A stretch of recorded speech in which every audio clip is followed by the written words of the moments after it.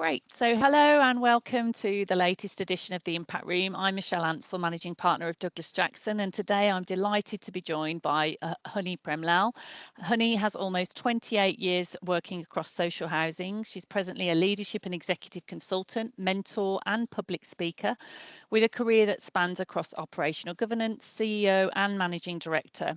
Hony is also a regional committee member of the Chartered Institute of Housing and the Institute of Leadership and Management, a board member of Trinity Housing Association and also Somerset Cooperative Community Land Trust. Hony has also been a passionate advocate for both the social housing sector, diversity and inclusion, raising and empowering women's voices. And she's presently the chair at Women in Social Housing and Eldon Housing Association. So I'm really looking forward to getting into this. Hony, hello and welcome. Hi, Michelle. Thank you for having me and hope you're well. I'm really well and looking forward to getting into this. And what a diverse portfolio. You're an extremely busy and accomplished lady. I think of, I'm not about diversity, but I do enjoy what I do. To be honest, I think that when you enjoy something, whatever you do, it doesn't become a challenge. Absolutely. You take it. Yeah. Brilliant. Okay, so let's see. I think before we start, and I think what would be really interesting to people is if you could give us a bit of a history, because your path and your journey to the boardroom especially is really fascinating. Do you want to sort of just give us a little sense of that and talk to a bit about that, Hony? Yeah, thank you, Michelle. Yeah, I did actually. I want to introduce me as my roots first. I born and raised in India, a state called Kerala, southern part of India. So I wasn't planning to come to London in my early days. It was obviously I was studied in Malayalam, which is the local language, and I was very happy child and carried on living in Kerala, and I did complete my degree in chemistry, and then I did a master's in biochemistry. It's one of the Asian cultures when you do study and you get to a stage, your parents said, "Oh, this is the time to get married."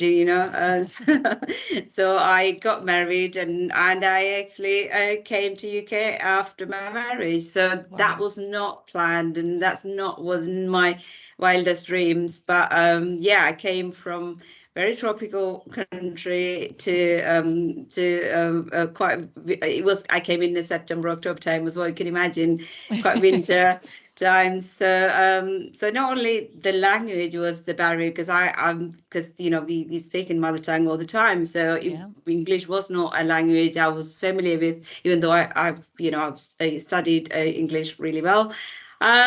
So it's when I came here. The weather was as a barrier for me to I adjust first. Then is the language. Then I realized, I did a master's in biochemistry. I thought that was enough for me to get a job here. Sadly, my qualification was not, was not accepted, and hence I end up job hunting for over 2.5 years to get a job. It was very, very difficult times, I must say. By this time, I didn't just job hunting. I did some courses to upskill. I did some computer course. I did a foundation course in business studies. So I want to make sure I want to get a job. So I was really sharpening my skills. Yeah. Finally I got my job as an admin assistant in a small housing association. I didn't know anything about housing association because I didn't know what social housing means as well. That was my first journey in housing. And I loved it. And I start talking to customers and really helping them, working with the other members of staff, and then realized this is something I want to do. I don't want to do biochemistry. There's no, so I realized, that is not making me the passion, then I realized this is the passion I want to explore. I did a foundation course in housing, and then I probably would say if that job or if the CEO didn't inspire me, I would not be working in housing now. So her name is Elizabeth, the CEO at that time. She did say, "Honey, I can see a future in you, and you would get to great heights." She told me, and this was over almost 28 years ago. Wow. And I did. I've studied. I've had two daughters while I was raising them. I went to university in the evenings. I did my MA in housing law and policy. Then I progressed my career, housing officer, manager, head, director. I went through. And then over 10 years ago, I thought I want to give something to the community, something to the board. So I joined an Armed Houses organization as a volunteer trustee. I must say, those days, it was not many people like me sitting in a boardroom. And this was over 10 years ago as well. It was interesting when I went to do a tour with the fellow board members, and then some of the residents say, "Who is she?" And they said, "She's the new board member." And then they're saying, "Oh, she doesn't look like a board member. She's too young, and she doesn't fit the usual remit." And then I must say, it was the transition to board member was quite daunting, and then I decided I'm enjoying this, so I decided to join more boards as well. Yeah, that's the in a nutshell where I went to. Fascinating. What an extremely a massively success story, but also that adversity as well that you've touched on that you had to go through. But I mean, interestingly, and we'll get into a lot of this as we go through, but you talked about how much your mom had helped and sort of pushed you when we've spoken before, but also the fact that you had a female CEO as well. And you said, not many people looked like me or looked like me at the time. And I think that's something, do you agree, it's something that's really important when we get to the diversity, to having these role models and these people who do inspire and push us, regardless of gender or race or whatever. But, equally, if we can see people who are more like us, it does help propel people. What would you say to that? Yeah, definitely, Michelle. I've mentioned my mom because my mom was is still the inspiration. She's still living in India. I think she probably was the first woman in her village going to university and get a degree. Right, wow. And she's 87, so almost 88 now. So you can imagine, and she became a teacher and head teacher later on. So she always say, try again. You get there. And I think even now, if I ask her something, yeah, go for it, and don't limit yourself. I think that is something is always is in my thinking. Yes, women are still. I feel the imposter syndrome stopping them to get through where they want to get through.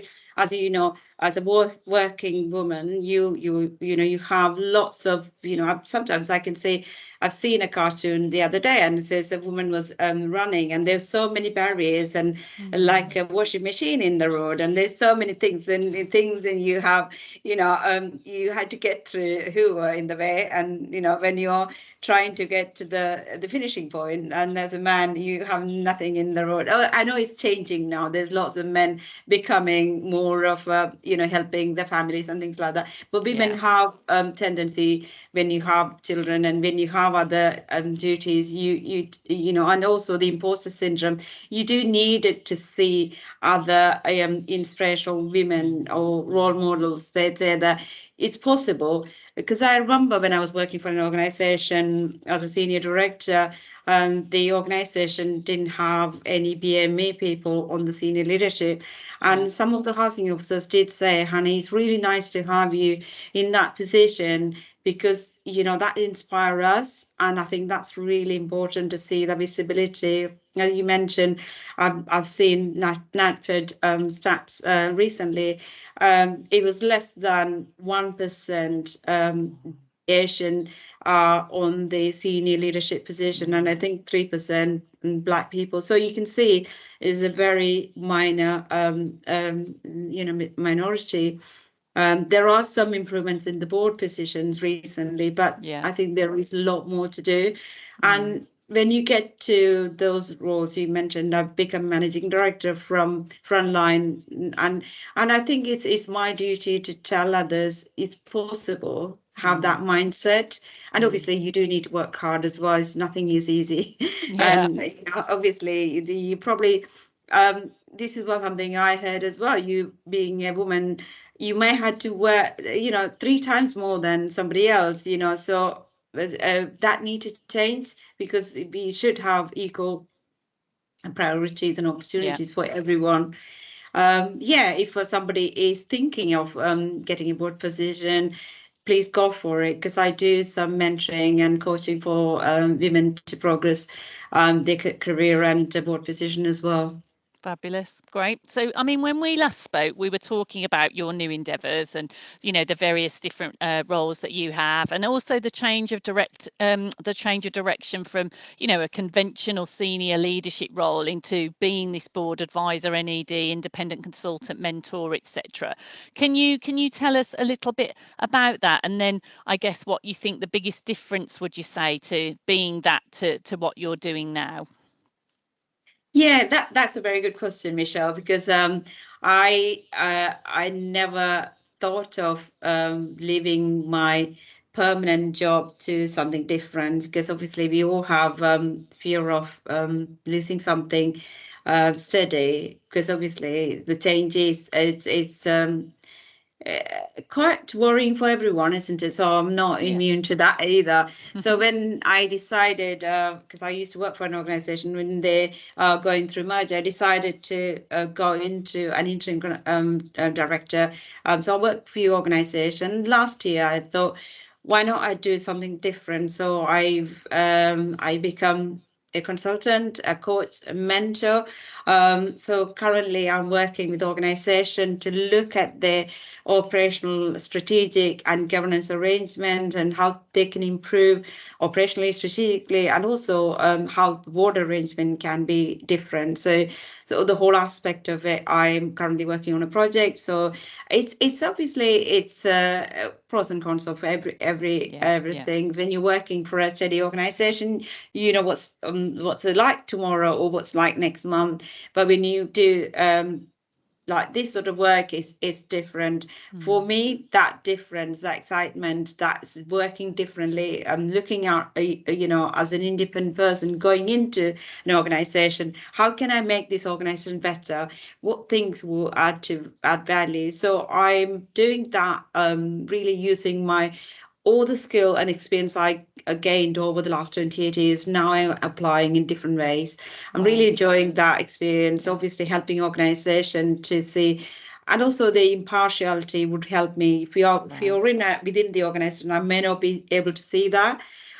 Yes, I am currently setting my own website and my new company as well. So yesterday I got my logo draft done. Lovely. And when I was thinking, what should I put my company name? That was one of the things I took me, I think, few months to really say, what should I go for? Finally, I decided to call my name as my company is www.honypremlal.com. That is my company name, and it would be a simple HP would be my logo. Yeah, so lovely. So yes, I am really excited to launch this new website and new services very shortly, and I'm hoping to reach out to many other people to help them to navigate their challenges and careers, and support them as well. Great. Through my journey. Super. So, I mean, your background includes a lot of customer focused positions, and with the new customer tenant standards, what are your thoughts on what the sector will need to do to improve their gradings in the coming years? Yeah, I've always big passionate about customer involvement, customer care. You know, whether I was a frontline worker or managing director or board, I trying to listen to customers' voice wherever possible. Even at board, I go and see customers, talk to them, really understand what they feel. Eldon, recently I went to the tenant panel and really asking them how you feel about the service, what can be done differently, and that should be the thinking for anyone in an organization. If you work for social housing, you cannot differentiate, oh, that's this person's job. It's everyone's job to really listening to the voices. I know there's so many sad incident happened in the sector, and that pushed it regulatory change, but we don't need a regulatory change to do our job really well. So in terms of the new regulation, obviously safe and quality homes and listening to the customer voices, you know, dealing with complaints, all these things, we should be doing that. And we don't need a regulation to tell us you need to do that. So so that is something for me. I think that should be every organization should be doing. And yes, there are now it's along with the G1 B1 now is the C1 rating as well. Organization need to be compliant on. Yeah, it's been interesting how many organizations can actually demonstrate that C1 rating now. It's for treating customers with respect and dignity, and you know they have the right to have a good quality home. I don't think that should be something they should be asking for. Yeah, but the organization has a lot of work to do. I've been working in the organization for sector for this many years.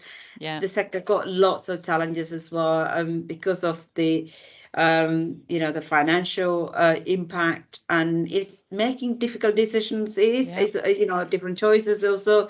It's a difficult place to be, whether you want to invest in existing homes or you want to build new homes. It's a big choice lots of providers are need to make. And there are so many organizations are merging because because of the financial viability as well. Sadly, we're losing a lot of community-based organization that approach as well. So it's a difficult place to be, but I think you need to be optimistic. You need to be thinking about how can organization make best use of their resources, how can they collaborate better. So that sort of things need to you know, come forward.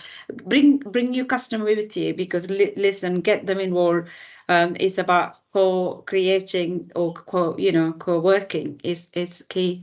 It's interesting, and like you say, I think there are so many elements facing the sector, but if you've got a very clear purpose, values, mission, you know, and it doesn't I know that don't get me wrong, I know the money has to come in and you have to invest in certain areas, but to be customer centric and do things right first time doesn't necessarily cost a lot. Does it want, because I think everyone in social housing wants to do the right thing. I think the purpose is really there, deep entrenched into the organisations. Sometimes they get lost in the red tape and all the things they can't do, but actually you can do an awful lot, can't you, even if you haven't got a lot? I think. I completely agree with you. There are so many small things would make a big difference. If you speak to the customers, because I've, you know, whenever I work in any organization, one of the things I do is I speak to some of the customers, go and see them. Often I hear is lack of communication, because I spoke to so and so about this and I haven't heard back. It's about really communicating. How do you feel? You complain to you know, your broadband provider or something about some issues, and you haven't heard about, you know, what's really going on. How that make you feel? So these are customers who are living in your home. I always say, without those customers, you wouldn't have a job. So we all need to be thinking that all the time. So it's about the communication. Sadly, the systems we have in house, you know, it's often we have too many systems, doesn't really talk to each other. So one department information probably not going all the way to the other department. So is that collaboration between systems and people. I think that would make a massive difference. And you don't need much investment to make that change. It's about sharing and working together and taking ownership and responsibility as well. Yeah, You mentioned about culture. That's something I always say. Druckers, they say it's about the culture, eat strategy for breakfast. yeah, It's yeah, about good quality culture, good values and behaviors. If everyone really understand, and then everyone, living those values of the yeah. organization, right from the board to everyone, the people going to houses of doing the works, they all have that ethos. You have better outcomes. I think that often that's all customers want. They want communication, be respected, and the simple things we could do make a massive difference. Mm. Yeah. Yeah, it's such a good point. And when we talk about culture as well, I've been reading a lot about, those subcultures within a culture. Because even if the CEO lives and breathes and is an amazing CEO, and let's face it, they're not all, are they?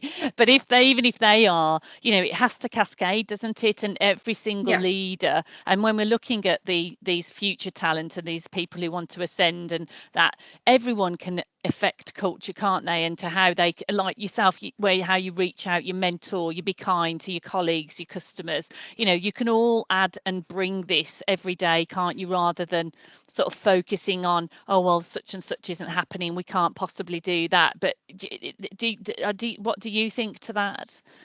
Yeah, I must say, the culture is not some or values. No, it is not something you put on the wall and that's forget about. A lot of organizations, you walk into the office, you can see all the glossy Yeah. writings and how effective are they. So one of the things I noticed when I was working at CDS, one of the organization I work, and one of the values was kindness. And actually, I was really surprised to see that value because hardly any organization I worked hasn't got those Yeah. kindnesses. And it's really important. Be Yeah. kind to your customers, kind to your colleagues. I think that sort of things. So, you like you said, the CEO, the board need to really be the examples. When you set the objectives, really, if you set objectives that really make people not really really helping them to collaborate, they probably were thinking about their own department or their own area.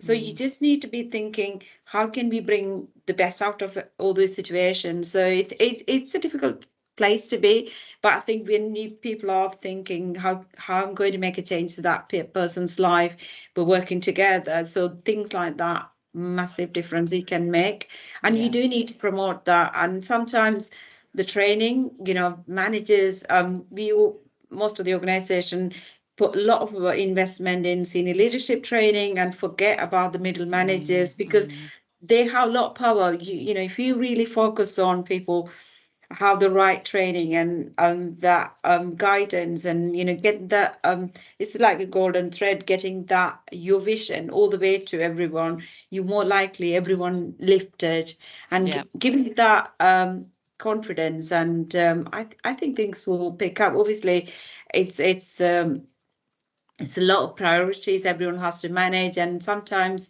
one against the other, and Yeah. it can be quite stressful. Obviously, working in social housing, a lot of people say it's quite stressful, don't want to do anymore, and that's Yeah. also happening as well. So we had to be mindful of people's well-being as well. How do we look after your people? I think Yeah. that's also key. Sometimes people always think about customer and we don't think about our colleagues, and that can be also damaging. So you need to be careful that the CEO, the leadership team are not looking after the well-being of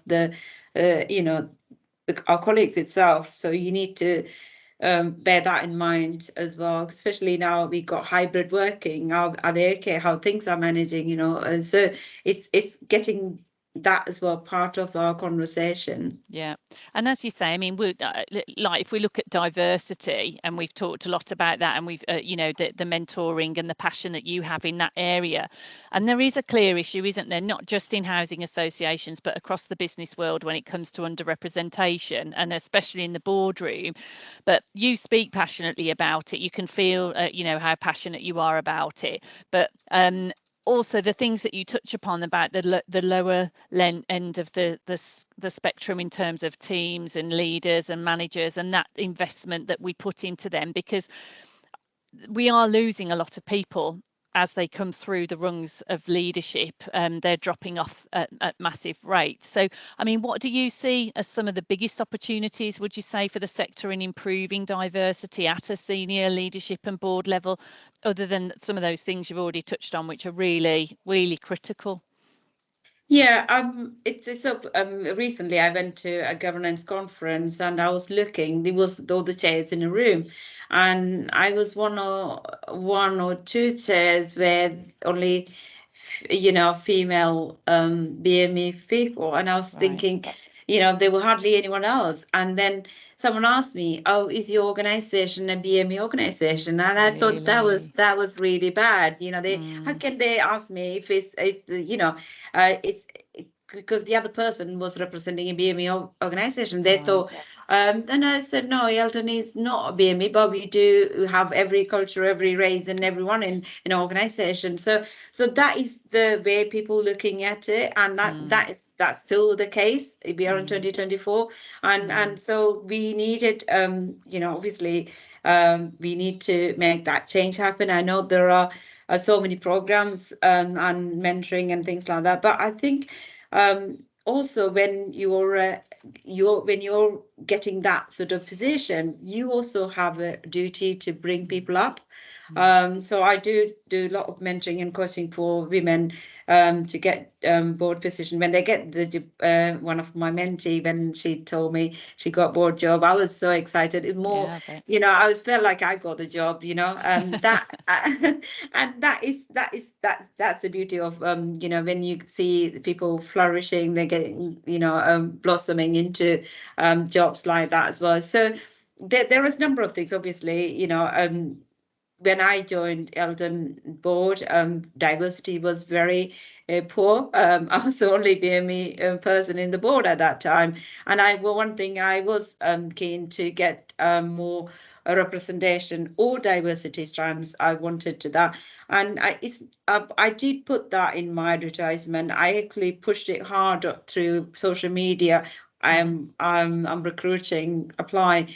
And I think because of me, as the chair was saying, I had more Mm, CVs come mm, through, more mm, application come through. I think mm. people felt maybe because of me saying it, it's possible. Maybe Mm. that's the reason. But the recruitment, when I did the selection, it was based on their merit. Obviously, it was not based on their color or Of what. course, yeah, Obviously, I would say that's not right as well. yeah, It should be someone's merit. But what you can do is when you really in that position, when you say, this position, we welcome these people, anyone from any background. I think that will help people to say, I'll try. We had lots of applications. I've never had any problem recruiting, and we have now really good mix of board. And same with the Wish as Wish London as well. When I came in, and we managed to bring a diverse board as well. So it's about showing what is possible, and then and obviously you bringing people with you as well, because you um, it's often, when I remember when I was joined as a board member, it took me a few months to ask some questions. yeah, It's, you don't really have that confidence to ask questions in a board meeting. One thing I realized is, okay, I had to read my pack really well, maybe a few times, maybe, some of the packs are over 300 pages these days. So it just, you probably needed 2 or 3 days to just the board pack to get through, and then making sure you put your questions and make sure you understand and have that confidence. One of the things I found it is really good is when we have face-to-face board meeting, go a bit early, get to know yeah, your fellow board members, spend a yeah, bit time with them. It's called meeting before the meeting. yeah, And that really help you to warm up, and then you're ready. You're already in that zone of being okay, because otherwise you going as women have that problem. yeah, We book meetings back to back, and you don't really have that headspace to go and and network and connect and talk. And men are very good at that. I think, we need to do more. Women need to spend that time, and that way you can actually, it doesn't feel like, oh, you're in a board meeting, you're asking Yeah. questions, because you already know your colleagues in the board. And the same thing that the chair, it's chair's responsibility to make sure you encourage people who are silent, to bring them in the conversation, and get them their confidence as well. So Yeah. so that's also important. Yeah, really good points there. I've heard the meeting before the meeting, and I think that's really important, as you said, because ultimately these are just people, and everyone thinks we think they've got this right, or look at them, that's not me, but everyone's feeling exactly the same or has felt exactly the same. And I think we need to remove a little bit of that stigma. And then, as the point you touched on was, having a voice, because I think it can be really difficult, can't it, speaking up, but it's so important to speak up, and because they won't remember if you say something wrong or silly, or that you think might be wrong, but they will remember if you don't contribute at all. And that's what gets attached to some people when they lack that confidence in that environment. Yeah, but I wish we did a survey recently, and it was really shocking results. A lot of the survey outcome was saying their voices are not heard, and they over 50 people saying, and we have a campaign going at the moment, called Hear Your Voice, Hear Her Voice. So that campaign is about helping hearing voices of in a conference. So obviously, if you're a conference, how many women are confident to ask that question? Apparently, if it's more female panel members, more likely women ask questions. So those sort of things as well. Yeah. Yeah, very interesting. So was there any other advice that you had for diverse female and any other aspirational leaders, whether it be, to make a career in the housing associations? Because I know, again, you're keen to encourage more people into the sector, and the next generation and younger generation as well. Yeah, this is something I'm really passionate about, bringing more young people into the sector as well, because we are losing a lot of professionals, especially Yeah, now. We got this new professionalism, and we do needed to make sure everybody is qualified, yeah, and we may lose some directors or managers through this journey, because we do need to be qualified, level 7 or level 5, whatever yeah, the appropriate. So, some people don't want to study, we may lose more people. So one of the things I am doing currently is working with universities to talk to students and say, there is a career in housing, and this is what we can do, and this is you can achieve. And I was lucky enough to speak at London Met University, where I did okay, my yeah, MBA. lovely, Last year and this year, and I must say it was really good experience going there and talking to those students. And the reason I felt is, when my daughters tell my mom work in social housing, and people ask 100 questions, what that means, what's this, because people don't really understand what social housing means. yeah, And so one of the things I'm trying to get to is, well, again, this is one of the objective for CIH and Wish as well, to work with the schools and universities and raising awareness of a career is in social housing and what's it like. Because if you say you're a nurse, people would know, but if you're a yes, housing officer, how many people would know? yeah, And I think that's even though the housing officer job is so complex, and you do have to know so many things, but I think it's the professionalism bring a bit more standards and yeah, understanding, yeah. and it will help the sector as well. Yeah, and I think you make a really good point, because so often, I mean, the children, the youth, the people in education, they're not really taught about these different roles, and it's not just even the roles, it's the opportunities. We know that data and insight and analytics is going to come in massively to the sector, as is AI technology. But also that purpose that's meant to be really important to the younger generation. As I say, it's there in waves within the social housing sector. So if they want to do good and it's important for them, then they're going to get that far more from there than working for a bank, or not all banks, but a retailer or something like that. There's so much more to it, and it really does change and affect people's lives. But I don't think they have that knowledge. So I think education is critical, really, and that will hopefully attract more to the sector, as you say. Yeah, definitely. I think it's the more awareness and more, and even just not the schools and universities. I hope the government treat housing as a key policy as well, because as you know, if someone have a good quality home, they're more likely to have good education, good employment, good health, all of those things as well. We can save a lot of money for NHS. I always say if they're living in a good quality home, they may have a better job, and they might have the kids have a better life as well. So it's all about treating housing as a key policy, and we need to build more sustainable, more good homes as well. And I'm really hoping that will also happen in the future, because it's rough sleeping and homelessness is going up, and we need to tackle that as well. So it's a society a key priority, I would say. So definitely I'm working with different organizations to raise awareness of the importance of social housing and the job opportunities as well. As you said, is going to come, and hopefully that will help, because the data is a big challenge in the sector, because that is one of the part of the social housing regulation as well, good quality data. And we don't have standardized data, and I know that we need to get the standardization, making sure is good quality and up-to-date data, and we should be able to use the data in a way that we can deliver the service to suit the customer's needs as well. So AI hopefully would be able to help us to make that plan for our services as well. Yeah. Excellent. Anything else then you'd like to add at all?